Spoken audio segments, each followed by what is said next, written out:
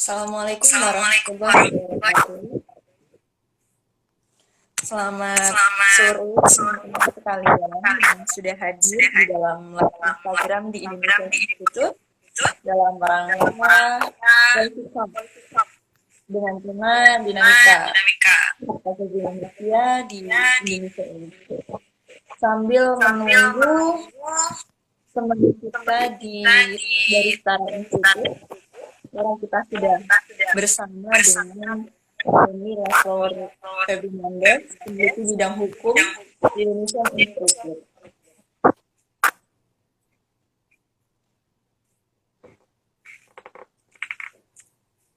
Policy Talks ini merupakan salah satu program yang dilaksanakan oleh di Indonesia Institute setiap 7 kali untuk menambah wawasan bagi teman-teman dengan pembahasan yang berbeda-beda. Dan sekarang sudah datang.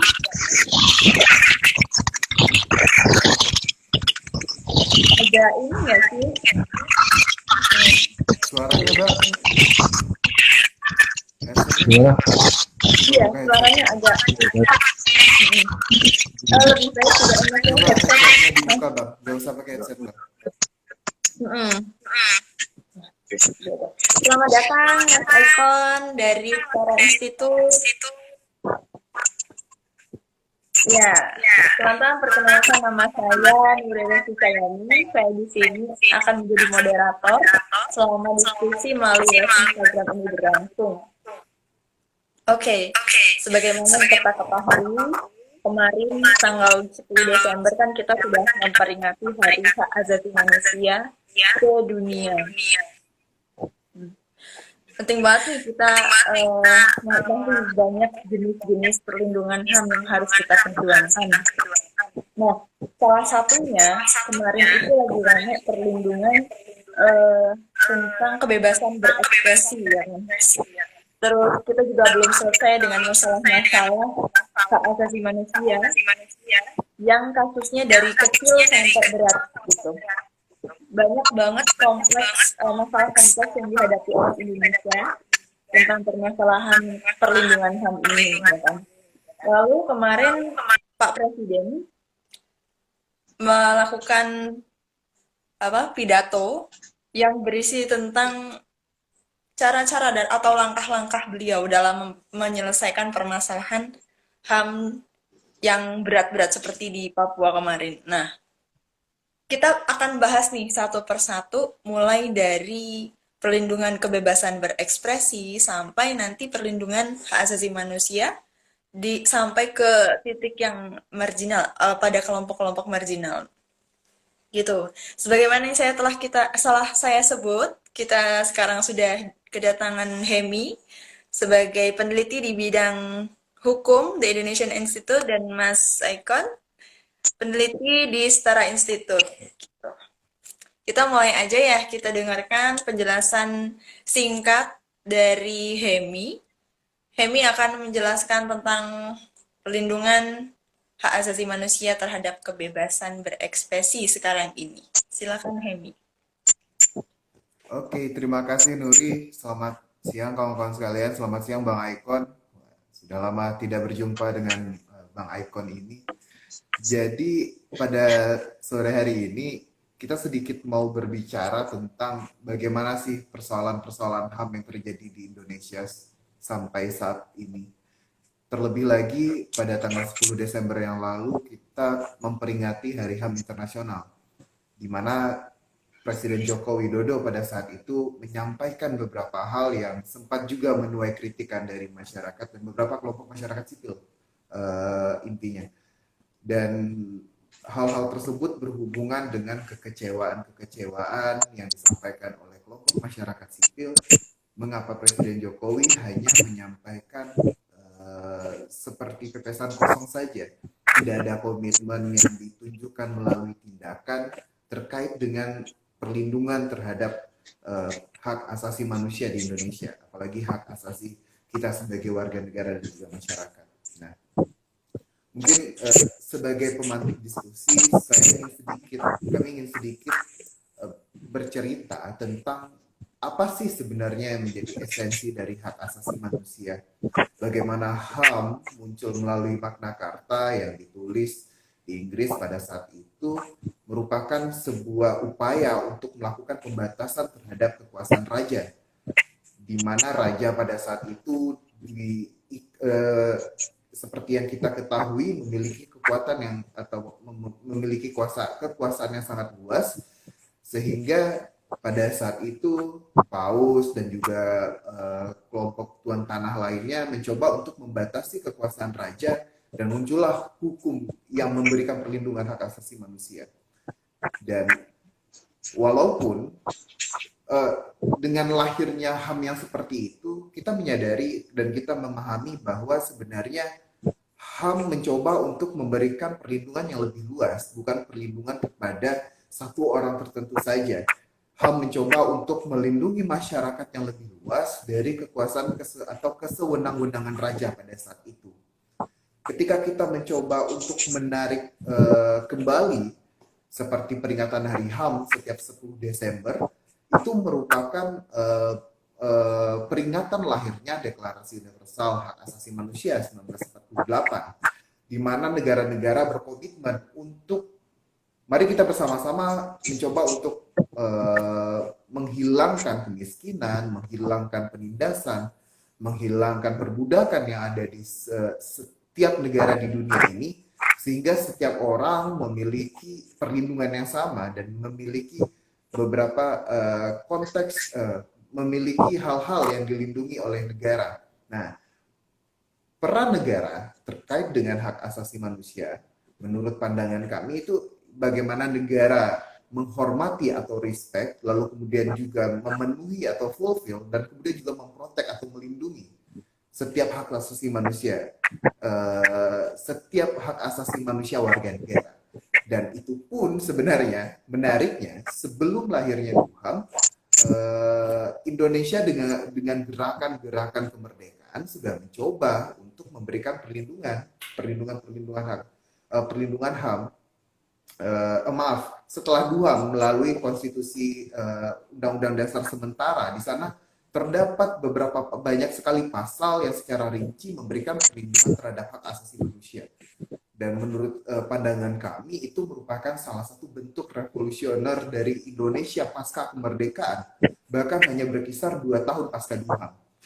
Dan menurut kami ini merupakan sebuah kemunduran ya, ketika pemerintahan yang dibangun di atas fondasi yang menghormati hak asasi manusia serta semangat untuk memberikan kemerdekaan, belakangan ini banyak sekali berita-berita dan juga informasi yang kita terima di mana kekerasan yang dilakukan oleh aparat penegak hukum, lalu kemudian juga bagaimana pembatasan hak untuk menyatakan pendapat terjadi di Indonesia, itu merupakan salah satu ironi di tahun 2021 ini, puluhan tahun setelah DUHAM dan puluhan tahun setelah Undang-Undang Dasar Sementara 1950.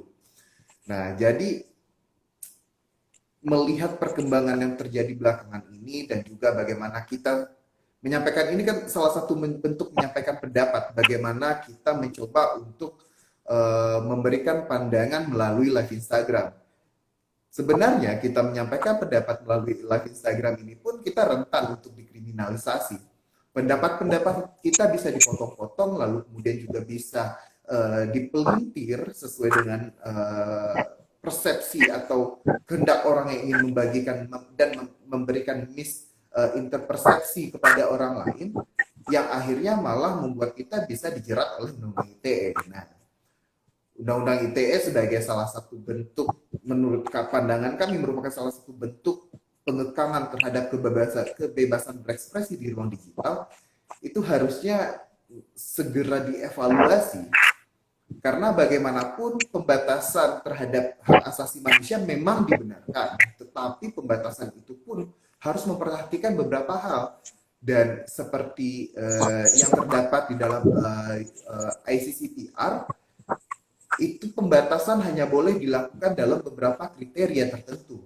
Dan menjadi sebuah hal yang patut dipertanyakan, mengapa pembatasan terhadap HAM harus dituangkan ke dalam sebuah undang-undang yang harusnya memberikan perlindungan kepada kita ketika bertransaksi di ruang digital, melakukan transaksi elektronik.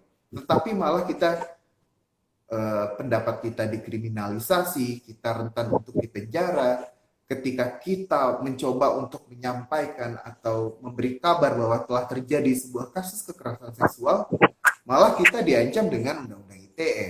Ini kan sudah merupakan salah satu bentuk penyelewengan hukum yang dilakukan oleh beberapa pihak-pihak tertentu dan diakomodir oleh negara.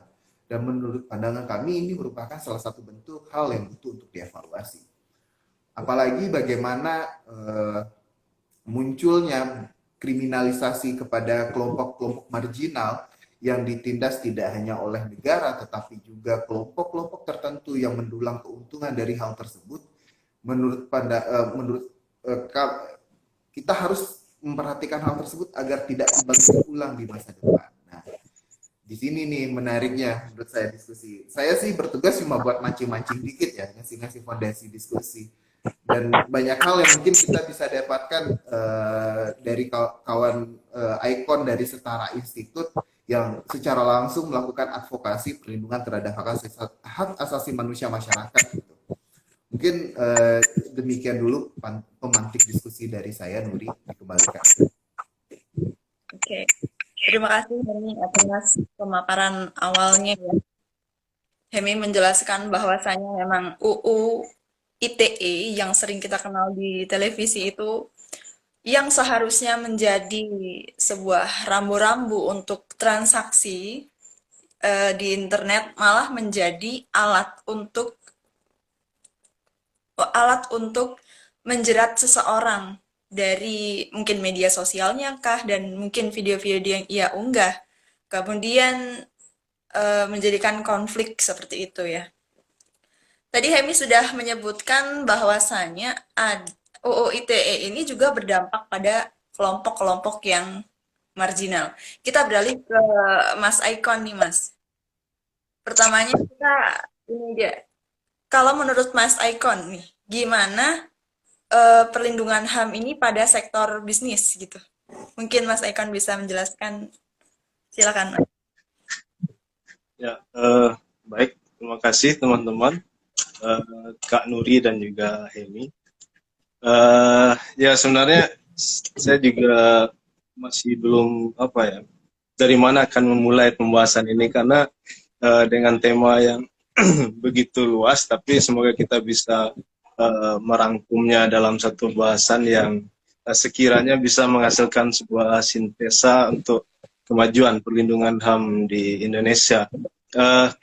Pada prinsipnya apa yang menjadi pertanyaan dari moderator tadi terkhusus kepada HAM dalam perspektif ataupun operasionalisasi bisnis ini, itu sudah menjadi sebuah kesadaran baru yang muncul sejak 2011 gitu.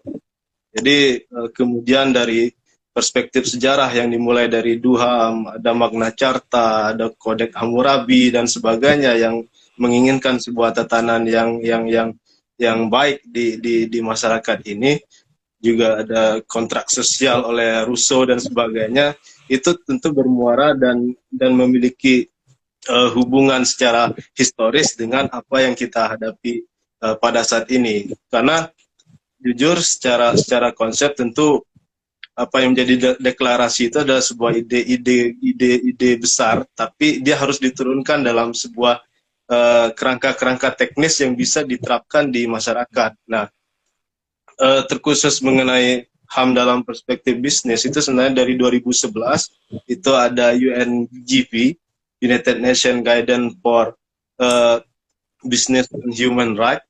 Nah, itu merupakan terjemahan dari bagaimana deklarasi terhadap pembangunan terhadap pembangunan yang muncul tahun 88 sebagai turunan dari Duham dan kemudian itu menyebar menjadi UNGC, United Nations Global Compact, sehingga ada satu kesadaran bersama bahwasanya pembangunan yang dilakukan dalam kerangka untuk memajukan ekonomi, sosial dan budaya tentu memiliki impact terhadap masyarakat sekitar yang dalam artian masyarakat yang berada di sekitar area-area pelaksanaan bisnis itu. Nah, ini menjadi satu perhatian bersama. Dan kemudian ini tidak sampai UNGC tadi, UN Global Compact itu tahun 2001, kemudian belum menemukan formulasi tepat apa sih yang harus dilakukan untuk bisa agar negara-negara di dunia ini ataupun korporasi-korporasi itu menerapkan sebuah kebijakan yang berbasis HAM dalam aktivitas bisnis. Dan pada 2011 UNGC muncul dengan panduan-panduan prinsip, tetapi ada 3 prinsip utama yang ditekankan di sana, bahwasanya negara berkewajiban untuk melindungi HAM terhadap bisnis, dan kemudian korporasi harus menghormati HAM, dan yang ketiga adanya akses terhadap pemulihan terhadap korban-korban dari pelanggaran HAM dalam aktivitas bisnis. Nah, ini dalam konteks bisnis. Tentu dalam hal-hal yang lain terhadap kelompok-kelompok minoritas dan sebagainya tentu akan berbeda basis, tetapi dia akan saling terhubung juga pada akhirnya gitu. Karena seperti ini, ketika aktivitas bisnis itu yang dilakukan, tentu kita mengenal adanya yang selama ini kan konsepnya CSR dan sebagainya gitu kan, corporate social responsibility dan sebagainya. Tetapi dalam perkembangannya CSR itu hanya bersifat programming, hanya sebatas program yang kemudian disalurkan tanpa memberikan impact terhadap dampak-dampak pelanggaran HAM yang terjadi pada masyarakat itu sendiri.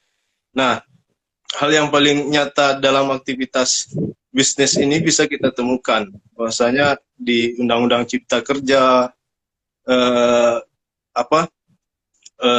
tentang kewajiban atau hak-hak buruh yang tidak terpenuhi. Nah, itu harus segera diatasi dengan adanya penerapan prinsip bisnis dan HAM yang harus dibangun dalam regulasi di perusahaan itu sendiri.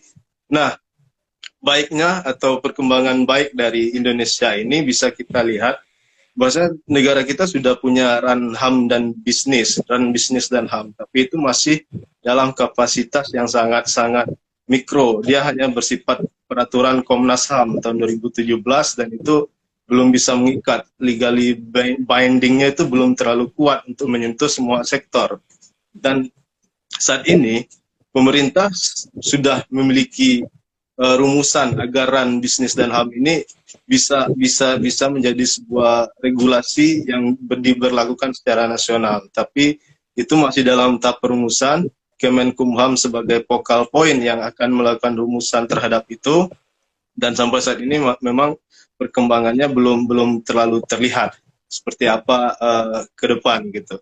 Tapi satu hal yang pasti, kita sudah memiliki ran HAM, rencana aksi nasional HAM, walaupun tidak ada bisnisnya, tapi ada beberapa kelompok sasaran di dalam ran HAM 2021 sampai 2025 ya nggak salah, itu ada kelompok perempuan, masyarakat adat, dan juga kelompok anak-anak. Nah, itu yang menjadi sasaran di dalam ran HAM ini. Dan di dalam kelompok perempuan itu mereka terkhusus ada menyinggung sedikit walaupun belum secara menyeluruh tentang hak-hak perempuan atau pekerja perempuan di sana gitu.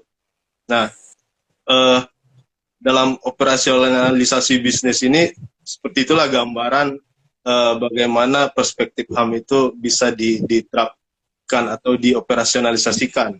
Dan salah satu langkah progresif sebelum kita menuju kepada regulasi secara nasional tentang bisnis dan HAM itu sudah dimulai sebenarnya oleh beberapa kementerian, terutama Kementerian Kelautan dan Perikanan. Mereka sudah memiliki sebuah regulasi tentang sertifikasi HAM perikanan. Jadi itu bermula dari kasus perbudakan terhadap para pekerja-pekerja di perkapalan, sehingga itu diinisiasi oleh Menteri Susi Pujiastuti dan menghasilkan sebuah peraturan menteri tentang sistem sertifikasi HAM. Nah, itu jauh sebelum Indonesia merumuskan tentang ran bisnis dan HAM ini gitu. Begitupun dengan Perpres tentang ISPO, Indonesian Sustainability Palm Oil, yang untuk melakukan sertifikasi terhadap sistem persawitan yang berkelanjutan, dan termasuk di dalamnya variabel-variabel tentang hak-hak masyarakat ataupun dampak-dampak secara sosial. Nah, harusnya ini sudah menjadi perhatian pemerintah untuk beberapa tahun ke depan agar pelaksanaan bisnis ataupun rezim pembangunan yang sangat-sangat, ya bisa dibilang rezim developmental ya yang dibangun oleh pemerintah saat ini, rezim investasi dan sebagainya, bahkan deforestasi disebut oleh Menteri LHK tidak penting selagi itu bisa, atau selagi itu menghambat pelaksanaan pembangunan, kita tidak penting masalah deforestasi itu. Nah, itu sebuah pernyataan yang kadang menjadi sebuah paradoks di tengah kesadaran terhadap HAM yang harusnya kita harusnya menjadi sebuah kesadaran bersama di Indonesia ini yang bisa diturunkan dalam regulasi secara nasional. Mungkin itu kalau berbicara tentang bagaimana operasionalisasi bisnis, nanti kita bisa berdiskusi lebih banyak karena Hemi juga tadi sudah menyinggung ITE dan sebagainya. Mungkin bisa kita bahas juga dari sisi itunya atau hak minoritas nanti. Mungkin itu, Mbak Moderator. Ya, terima kasih Mas Aikon. Sangat-sangat ini komprehensif ya penjelasannya, sampai saya juga mencernanya satu persatu karena basic saya bukan orang hukum, tapi saya mencoba untuk mencerna satu persatu penjelasan dari Mas Aikon. Nah, tadi Mas Aikon sudah menyebutkan, saya menariknya di bagian itu CSR ini saat ini tuh belum memiliki impact yang signifikan ya, malah harus ditingkatkan lagi gitu ya, malah hanya sebagai apa ya namanya syarat aja gitu ya CSR saat ini. Ya. Kita kembali ke Hemi nih. Tadi Hemi sudah menjelaskan tentang UU ITE, tentang yang menjadi pasal karet nih. Kalau boleh tahu nih, Hemi bisa cerita apa sih permasalahan yang paling parah yang UU ITE ini yang disalahgunakan dengan UU ITE ini? Permasalahannya yang paling parah apa, Hemi? Oke, terima kasih Nuri. Ini sangat menarik sebenarnya pemaparan dari Bung Aikon tadi yang menceritakan bagaimana persoalan-persoalan HAM dan konteks sektor bisnis. Sebenarnya saya tadi sudah lama tidak mendapatkan nutrisi sebaik selama diskusi sama Bung Aikon seperti dulu-dulu itu ya. Jadi kalau bicara tentang Undang-Undang ITE, sebenarnya kita harus melihat dulu, kita merunut dulu apa yang menjadi tujuan dilahirkannya undang-undang ini. Undang-undang ini kan dilahirkan sebenarnya bagaimana memberikan perlindungan kepada masyarakat untuk bisa merasa aman ketika bertransaksi di ruang digital. Dan transaksi itu adalah transaksi ekonomi, seperti kita belanja di e-commerce, lalu kemudian juga data-data kita tidak disebarkan, atau ada jaminannya data kita tidak akan disebarkan oleh e-commerce tersebut. Jadi sebenarnya undang-undang ini lahir untuk memberikan rasa aman, atau dalam hal konteks to protect hak asasi manusia, atau melindungi atau menjaga dari hak yang dimiliki oleh masyarakat tadi. Tetapi belakangan itu muncul bukan tidak bisa disebut sebagai penyalahgunaan karena pasal tersebut legal dan disahkan oleh DPR. Terdapat beberapa pasal yang dianggap merupakan pasal karet atau pasal multitafsir yang bisa dipahami berbeda oleh setiap orang. Dan hal tersebut beberapa kali membuat Presiden Joko Widodo harus mengeluarkan amnesti ketika putusan telah dijatuhkan kepada 2 orang yang dianggap telah melanggar ketentuan yang terdapat di dalam Undang-Undang ITE. Kita mengenal baik Nuril yang dikenakan pasal 29 Undang-Undang ITE tentang penyebaran konten pornografi, padahal dia merupakan seorang penyintas kekerasan seksual, dan ketika Mahkamah Agung menjatuhinya pidana, Presiden Joko Widodo memberikan amnesti. Lalu kemudian juga ada Saiful Mahdi, seorang dosen di Syah Kuala, yang mengkritik kebijakan kampus, lalu kemudian dilaporkan dan akhirnya dijatuhi sanksi pidana 3 bulan penjara oleh pengadilan. Kemudian Presiden Jokowi juga akhirnya memberikan amnesti kepada beliau. Dan dua buah amnesti untuk satu undang-undang yang sama sebenarnya telah bisa menjadi bukti bahwa ada yang keliru dalam rumusan pasal dalam undang-undang ITE ini.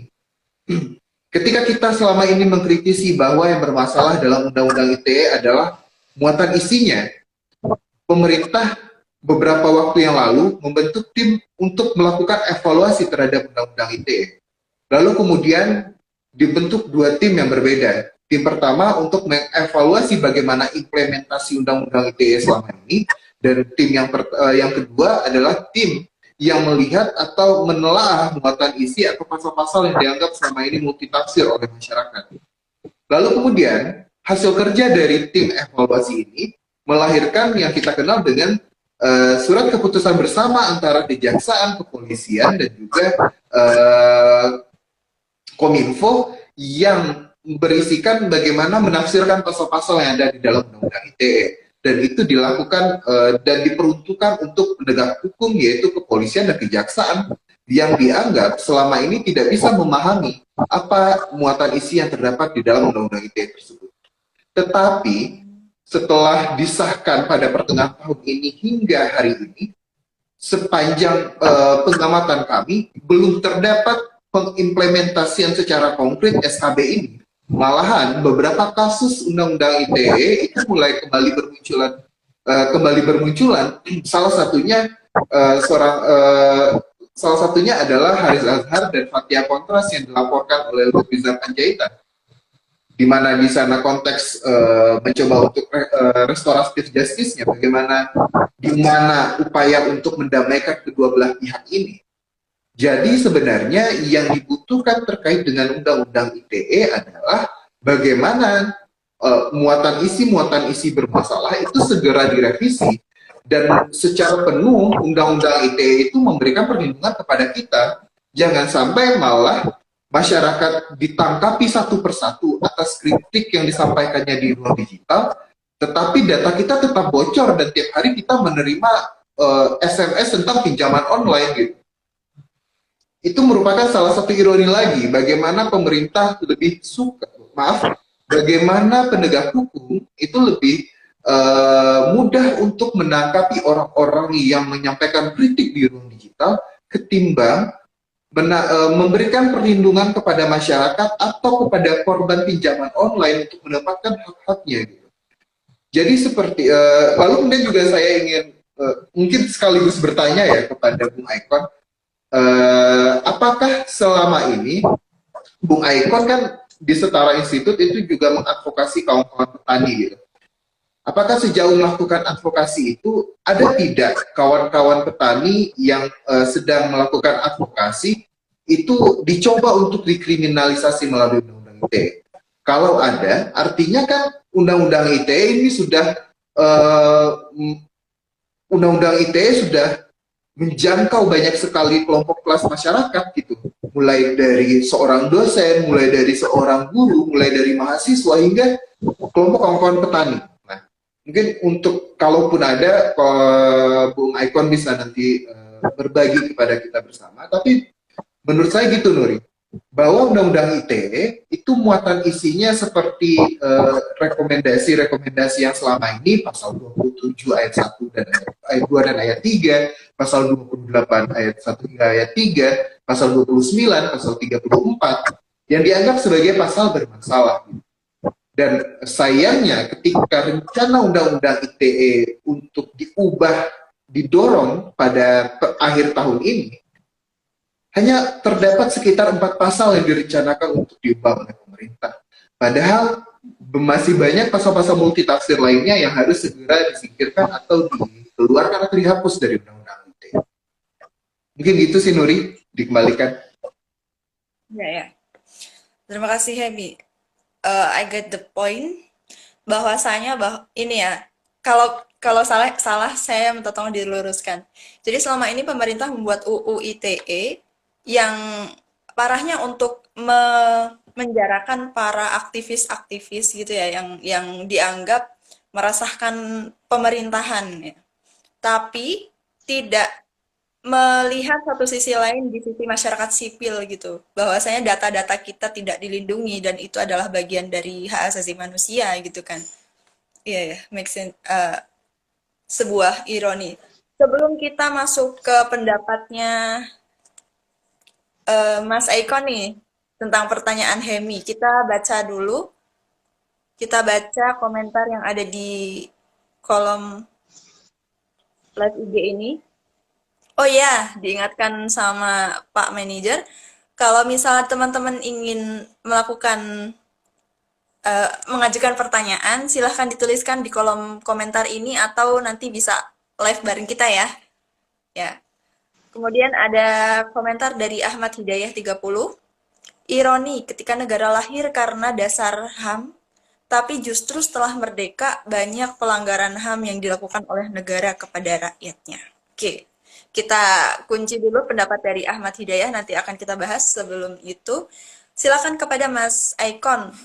Apa selama ini advokasi yang Mas Aikon lakukan ini ada nggak diskriminasi yang dilakukan oleh pemerintah terhadap kaum marginal seperti petani dan sebagainya atas nama UU ITE? Silakan, Mas Aikon. Ya, baik. Apa yang menjadi pertanyaan dari kawan Hemi tadi, tentu itu sebuah refleksi tentang bagaimana perlindungan terhadap pejuang HAM itu sendiri, gitu kan. Human right defender, gitu. Nah, di dalam Undang-Undang Nomor 39 Tahun 1999 juga ada Undang-Undang Perlindungan dan Pengelolaan Lingkungan Hidup. Itu sebenarnya sudah ada norma-norma atau pasal yang mengatur tentang perlindungan terhadap pejuang atau pembela HAM. Dalam hal ini kita sebut adalah petani yang memperjuangkan hak atas lahan atau kebun mereka. Nah, di dalam konteks apakah itu menyasar terhadap Undang-Undang ITE. Nah, dalam kasus yang saat ini kita hadapi sejauh ini memang belum menyasar ke situ. Tapi kasus ini sengaja direkayasa. Ada seorang dosen dan ini kita sedikit bercerita. Saat ini kita lagi melakukan advokasi tentang perusahaan perkebunan plat merah milik negara di Sumatera. Nah, itu dalam persoalan dengan masyarakat selaku mitra di dalam pengembangan kebun sawit. Nah, ada beberapa kerjasama yang tidak berjalan dengan baik sehingga hak atas tanah dan juga hak atas keamanan dan juga ekonomi masyarakat akhirnya tidak terpenuhi. Dan atas dasar hari ini salah seorang ketua koperasi yang memperjuangkan itu dia dikriminalisasi dengan tuduhan-tuduhan yang tidak berdasar. Saya tidak bisa menyebutkannya di sini, tetapi pada prinsipnya karena ini perjuangan sudah didengar dan ada beberapa sorotan juga dari publik, memicu serangan balik yang membuat ketua dari koperasi ini ditersangkakan dengan tuduhan-tuduhan yang berbeda. Dan imbasnya tentu secara UU ITE itu ada kelompok-kelompok petani yang lainnya, mungkin mereka tidak bisa serta-merta atau seleluasa itu untuk memberikan komentar ataupun menyebarkan hal-hal yang berkaitan dengan pemberitaan yang berseberangan dengan apa yang diberitakan oleh pihak perkebunan tadi, karena mereka was-was terhadap adanya ancaman dan kekhawatiran terhadap bisa saja dikriminalisasi dengan Undang-Undang ITE tadi. Nah, itu nyata dan fakta itu terjadi. Ada 997 petani dan kebanyakan dari mereka bahkan menggunakan akun-akun palsu, bukan buzzer, untuk mengelabui. Karena mereka takut ketika identitas personal dibuka, itu bisa menjadi salah satu jeratan yang dikenakan melalui Undang-Undang ITE. Dan parah karena kita ketahui perjuangan untuk melawan mafia tanah, mafia hukum itu adalah sebuah perjuangan yang sangat memakan waktu dan juga butuh butuh apa ya, kekuatan besar dari rakyat, people power atau apapun bahasanya, kekuatan kolektif, tetapi dengan sorotan dan juga kolaborasi apik antara, bisa kita katakan, penegak hukum itu membuat kekhawatiran dan rasa tidak percaya masyarakat terhadap hukum itu sendiri muncul. Karena ketika apapun laporan tidak ditanggapi dan sebagainya. Nah, ini sebuah dilema ketika seseorang yang melakukan perjuangan untuk mengembalikan hak atas lahan mereka justru dikriminalisasi dengan berbagai tuduhan yang sangat syarat dengan rekayasa, dan itu sesuai dengan temuan-temuan kawan-kawan yang memang concern di isu-isu tanah, isu-isu tentang lingkungan. Itu adalah cara-cara yang digunakan oleh korporasi ataupun pihak yang menjadi lawan dari perjuangan masyarakat. Adalah salah satu caranya, yaitu adalah melakukan kriminalisasi. Nah, di luar dari konteks itu, karena Setara Institut juga melakukan konsen terhadap hak-hak minoritas, terutama kelompok-kelompok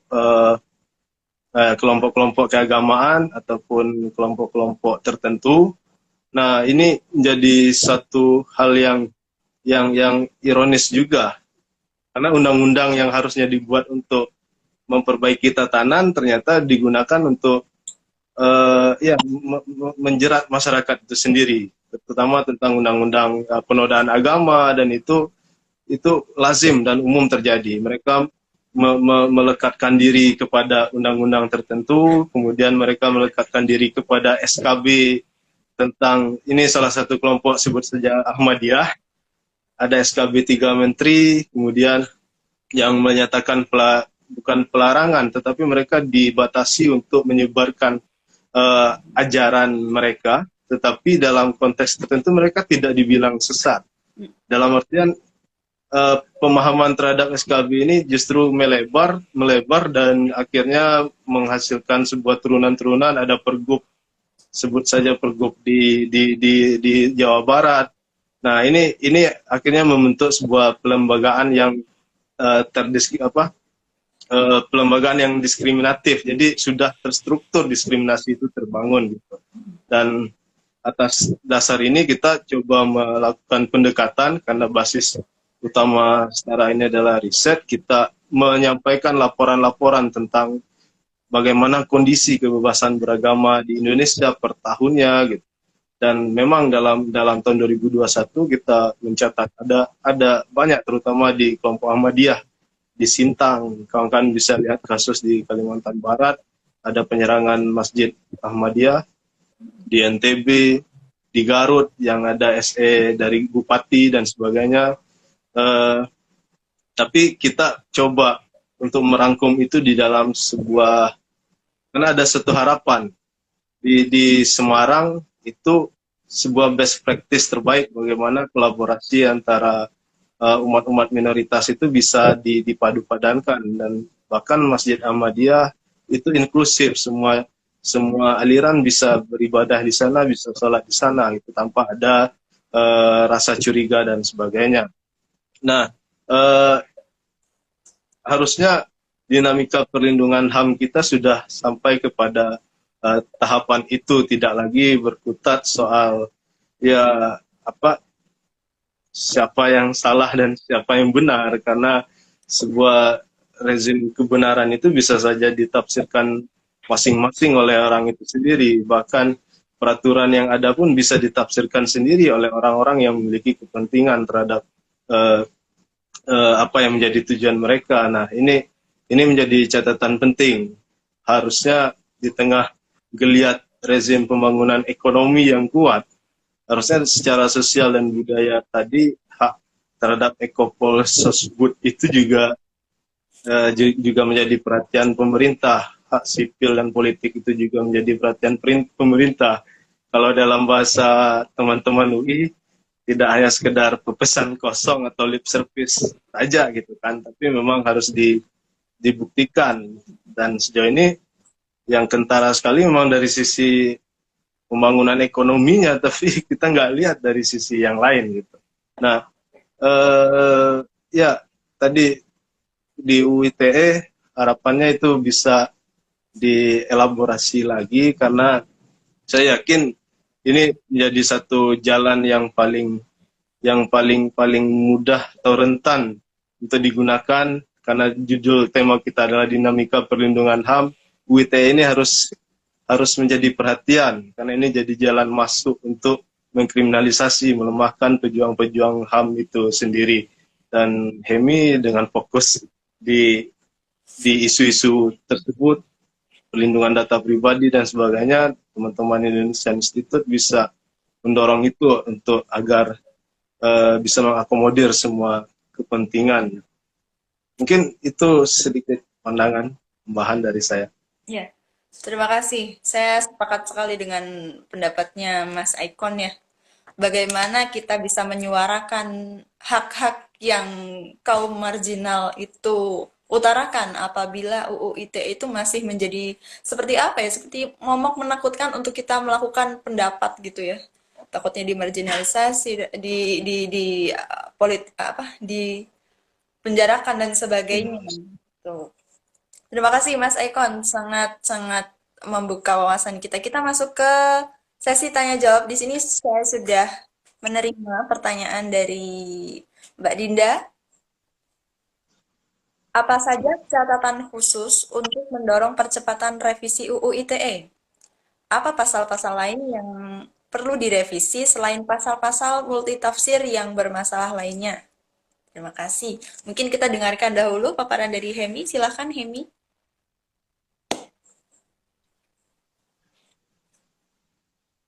Oke, terima kasih Mbak Dinda buat pertanyaannya. Kalau misalnya kita berbicara tentang bagaimana cara untuk mendorong percepatan revisi Undang-Undang ITE, kan kalau kita lihat niat baik pemerintah, itu kan sudah terlihat dari pembentukan tim evaluasi Undang-Undang ITE. Tapi yang patut kita sayangkan adalah rekomendasinya itu ketika SKB tidak berjalan dengan baik, barulah kita melakukan evaluasi, barulah kita melakukan revisi terbatas terhadap Undang-Undang ITE. Dan juga revisi terbatas ini pun kalau kita merujuk kepada surat yang dikirimkan oleh Kominfo kepada DPR untuk ketika Undang-Undang ITE masuk prolegnas prioritas 2022, itu hanya terdapat 4 pasal yang selama ini seringkali menuai kritik dari masyarakat, seperti pasal 27, pasal 28, terkait dengan muatan yang melanggar kesusilaan, dan juga pasal 27 seperti pencemaran nama baik. Kalau padahal masih terdapat pasal-pasal lain yang sebenarnya pun itu bermasalah. Contohnya pasal 45 yang menambah sanksi atau ancaman pidana yang ditawarkan, kita sebut ditawarkan oleh pasal 27. Dan sebenarnya hal tersebut akan merugikan masyarakat yang sebenarnya sudah rentan untuk dipidanakan melalui pasal 27 ini. Apalagi mereka ditambah ancamannya dengan pasal 45.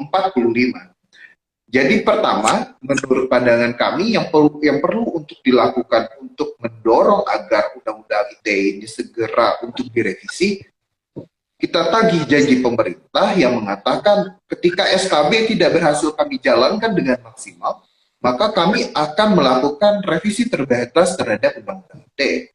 Ini kan sudah hampir setengah tahun, sudah lebih dari setengah tahun, surat keputusan bersama tafsir implementasi Undang-Undang ITE itu dikeluarkan oleh Kejaksaan, Kominfo, dan Kepolisian atau ditandatangani. Nah, kita lihat sudah berapa kasus yang telah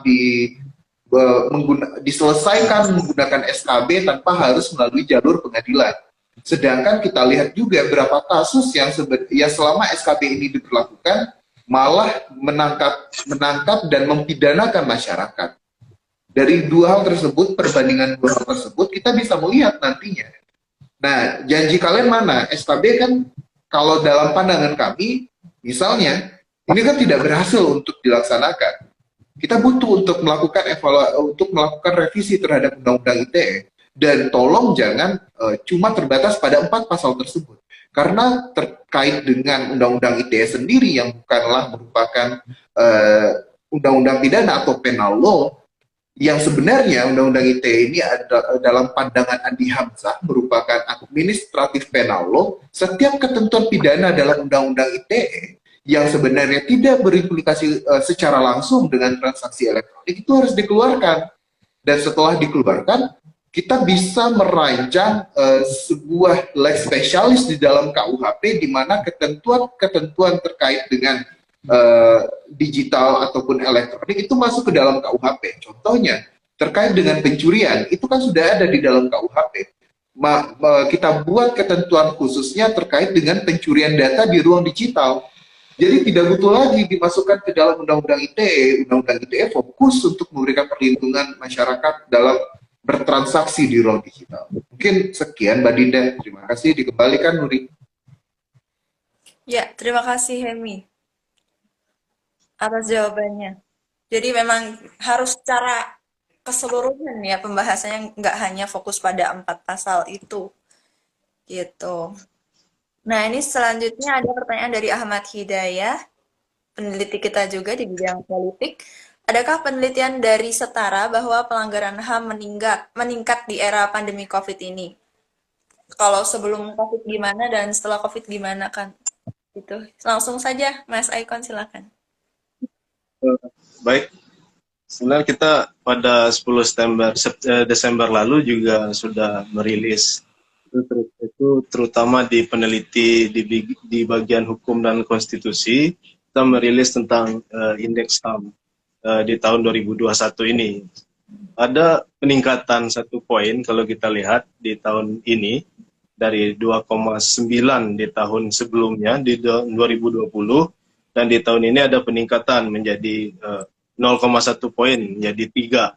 Nah, basis acuan kita itu ada pada hak sipil dan politik dan juga hak ekososbud. Nah, peningkatan-peningkatan ini yang paling kentara itu adalah hak untuk salah satu yang paling terlihat itu adalah hak untuk hidup, kebebasan beragama dan berkeyakinan. Nah, ini salah satu poin juga yang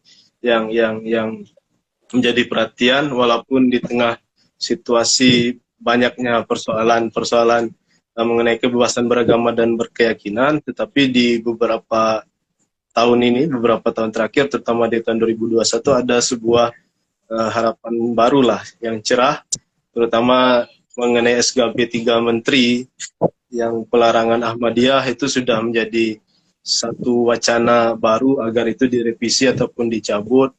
Juga ada kebijakan oleh pemerintah Kota Bogor yang sebelumnya melakukan pelarangan pencabutan IMB GKI Yasmin.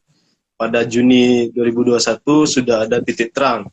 Ada kebijakan akan mengalihkan lokasi pembangunan dan juga akan menyelesaikan IMB sampai pembangunan gereja itu terlaksana gitu, dan itu disepakati oleh jemaat di tengah, walaupun ada beberapa dinamika, tetapi itu sebuah capaian baik.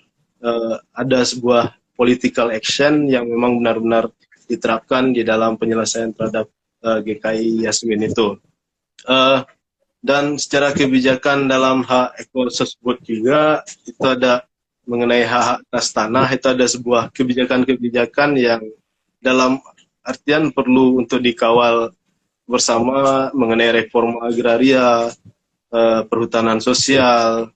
Nah, itu sebuah sebuah terobosan baik, tetapi memang perlu pembenahan. Nah, reforma agraria yang selama ini masih bersifat seremonial ya, sertifikat tanah dan sebagainya, tetapi yang menjadi objek-objek Tora itu belum menjadi perhatian pemerintah. Bahkan di perhutanan sosial, hutan adat belum secara capaian belum sebanyak hutan-hutan yang lain, hutan sosial yang lain. Nah, dan juga undang-undang masyarakat adat masih mandek dan pembahasannya belum ada, tetapi secara regulasi sudah ada itikat dan juga sudah ada implementasi untuk memperbaiki tata kelola skema-skema dalam penguasaan terhadap tanah oleh masyarakat. Dan harapannya itu tidak hanya sekedar untuk melakukan rekonsiliasi untuk meredam konflik-konflik di tengah persoalan-persoalan konflik tanah, karena itu sangat rentan sekali terjadi, dan dikeluarkan kebijakan-kebijakan itu harapannya tidak hanya sebatas itu, tetapi memang penguasaan tanah dalam UPA pokok agraria menjadi cita-cita itu bisa diberlakukan kepada masyarakat itu sendiri.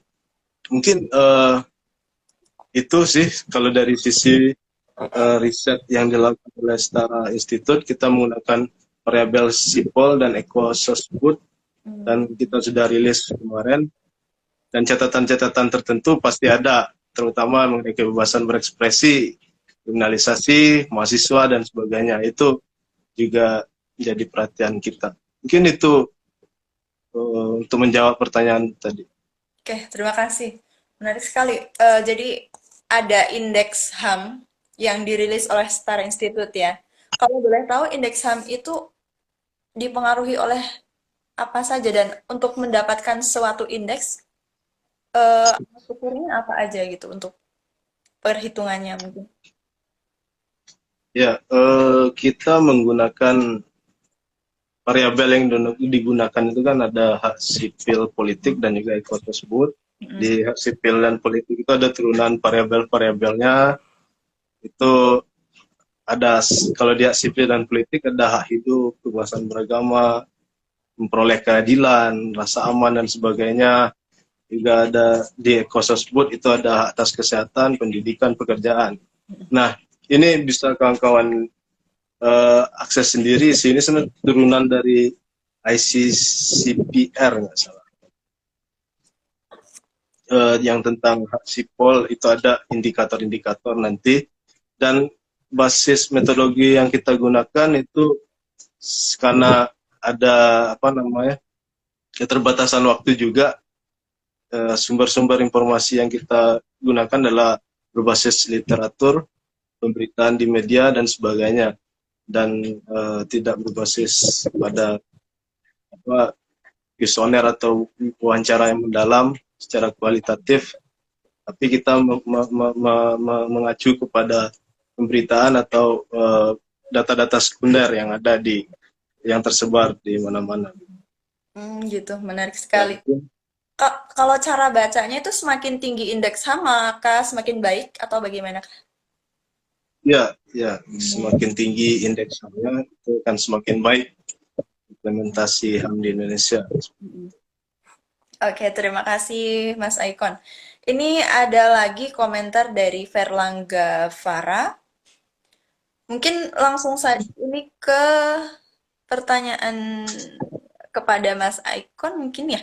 Tidak adakah fokus penegak hukum terhadap pembobolan dan pencurian data masyarakat oleh pinjol ilegal?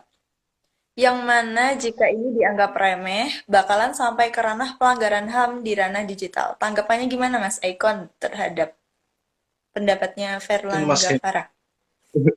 Pinjol ilegal. Perlindungan data pribadi Mas Hemi yang ini bahas.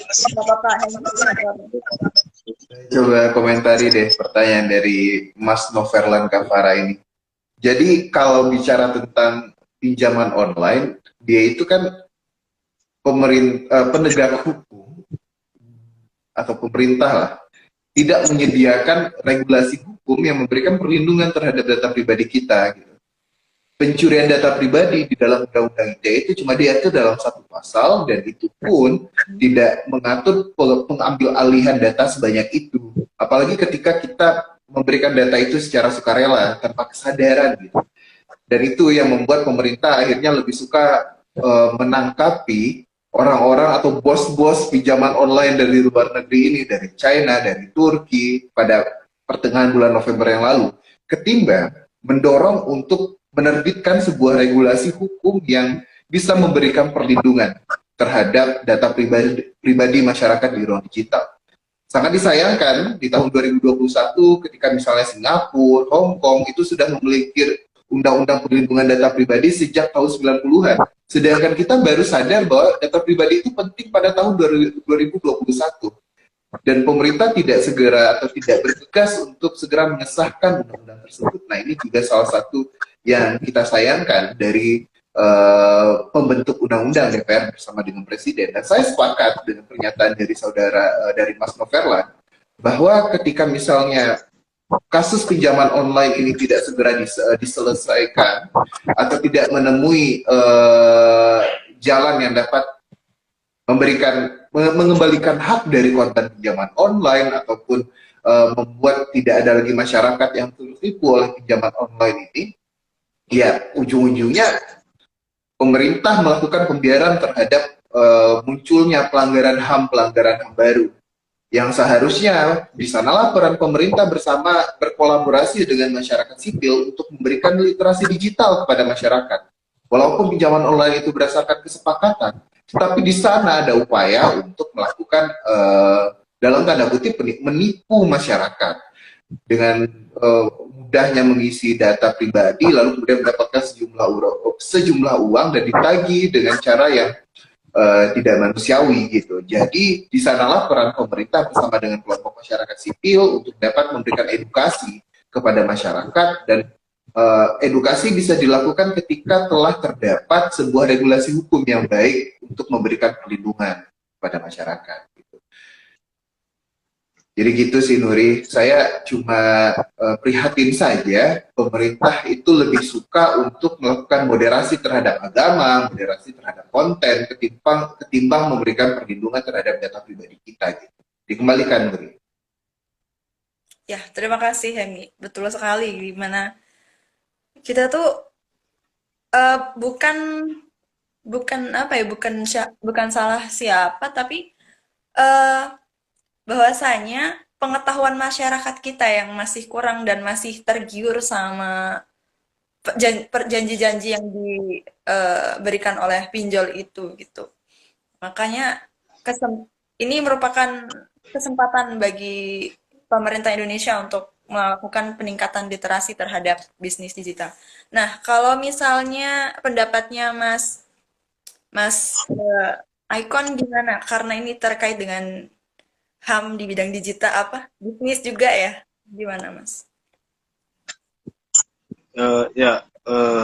Sebenarnya ini kan satu hal yang multi aspek gitu kan, karena melihatnya seperti ini, di tengah upaya pemerintah untuk melakukan digitalisasi di semua hal, Internet of Things, tapi tidak dibarengi oleh infrastruktur digital dan juga regulasi digital yang memadai.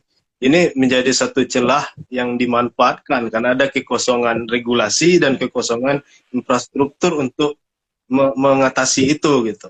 Bahkan sebuah ironi ketika Badan Sandi Negara bisa dibobol, bahkan Bareskrim Polri bisa dibobol. Nah ini jadi catatan tersendiri ketika infrastruktur digital yang digaungkan pemerintah, tapi kenyataannya dalam banyak kasus justru pemerintah sendiri ketika menjadi sasaran mereka juga kelabakan untuk mengatasinya. Nah, harapannya undang-undang perlindungan data pribadi saya tidak terlalu mengikuti ya secara mendalam seperti apa, tapi pada prinsipnya undang-undang perlindungan data pribadi kalau yang kita pahami ya bagaimana agar data-data pribadi kita di ruang maya ini bisa diamankan dan ada sebuah payung hukum ketika ada tindakan-tindakan yang sifatnya justru merugikan kita secara hukum bisa diakomodir di sana. Nah, ya harapannya itu jadi perhatian. Saya pernah lihat di sebuah rilis riset report Elsam, dia ada sebuah pandangan pentingnya sebuah unit khusus yang dibentuk oleh pemerintah sebagai badan yang melakukan sebagai bentuk proteksi ataupun pencegahan terhadap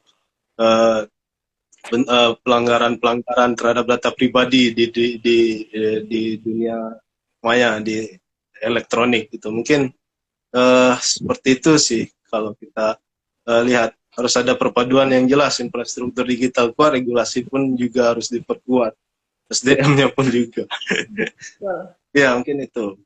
Ya, terima kasih Mas Aikon, pendapatnya luar biasa. Memang harus ada kerjasama satu sama lain biar nggak saling tumpah tindih juga ya kan. Oke, kita nggak kerasa ya udah 1 jam kita sudah berada di penghujung acara nih. Kita masih punya sekitar 5 menit lagi. Sebenarnya masih banyak banget yang ingin saya diskusikan bersama dua pembicara yang keren ini. Dan ini juga karena temanya itu sangat sangat luas dan sangat sangat relevan dengan kehidupan kita sehari-hari gitu kan. Masih ada 5 menit, saya mau minta kepada pembicara masing-masing memberikan closing statement. Mungkin pertama dari Mas Aikon dulu, silahkan Mas Aikon. Closing statementnya. Baik, apa yang menjadi pembahasan kita hari ini, saya teringat dengan dengan tagline Komnas HAM tentang Hari HAM sedunia pada tahun ini, yang mana mereka menyebutkan HAM, toleransi dan resiliensi di tengah pandemi COVID. Dan saya rasa ini sebuah tagline yang sudah sangat umum. Bahkan di G20 Indonesia recover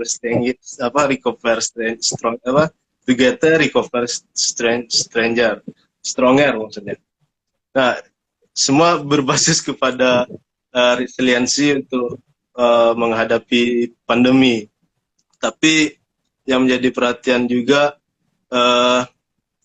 pendapat-pendapat ataupun pernyataan pemerintah pada Hari HAM tentang memajukan ekonomi, penciptaan lapangan pekerjaan dan sebagainya dalam rezim investasi yang sangat kuat. Itu sebuah harapan untuk menyongsong yang tahun 2030 zero pengangguran. Nah, itu yang extreme unemployed. Nah, itu yang mereka sebut, tetapi harapannya juga dalam dimensi perlindungan HAM, celah-celah yang bisa muncul dari UU ITE, UU penodaan agama, perlindungan data pribadi, bahkan undang-undang yang sampai saat ini belum jelas jentrungannya, yaitu undang-undang tentang perlindungan terhadap pembela HAM itu sendiri. Mongolia satu-satunya negara yang sudah menerapkan itu belum ada bentukan jelas terhadap bagaimana regulasi-regulasi itu bisa memayungi para pejuang HAM agar implementasi HAM di Indonesia ini memang ya setidaknya ada peningkatan, ada sebuah akses untuk remediasi, akses untuk pemulihan terhadap korban-korban HAM dan mafia-mafia hukum, mafia-mafia tanah yang sangat kuat bercokol itu bisa kita lawan dan menimbulkan kepercayaan bahwasanya hukum dan HAM itu masih ada di Indonesia. Dan ini sebuah hal yang miris saya lihat dan merasa tersentuh karena saya merasakan langsung bagaimana pembela HAM dikriminalisasi, dituduh yang tidak-tidak. Perpaduan penegak hukum, media, perusahaan,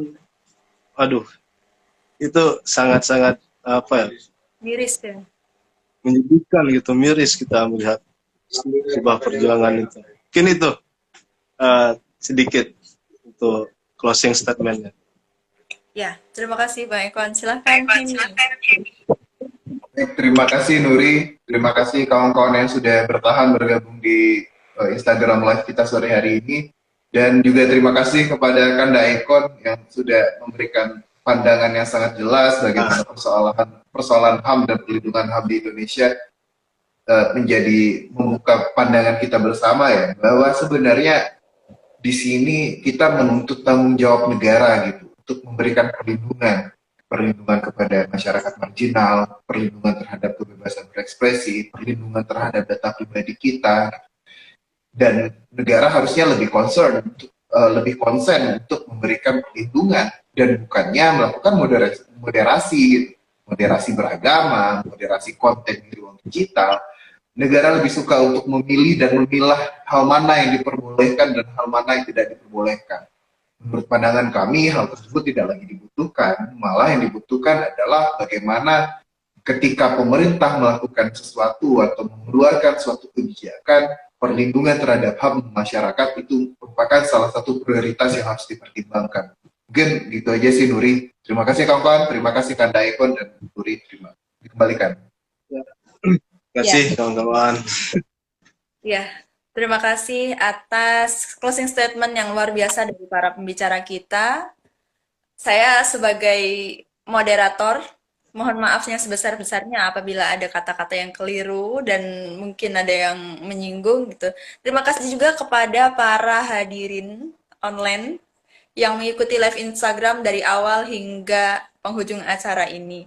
Sampai jumpa di Policy Talk selanjutnya. Kita akan selalu mengupdate melalui akun sosial media The Indonesian Institute, akun website, YouTube, dan Twitter.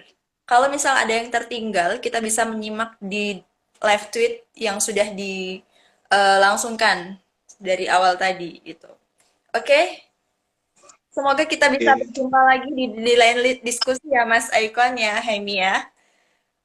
Saya akhiri. Wassalamualaikum warahmatullahi wabarakatuh. Terima kasih. Terima kasih Mas Icon, Kandaku. Terima kasih Mas Icon. Terima kasih, Emi. Terima kasih kawan-kawan sekalian.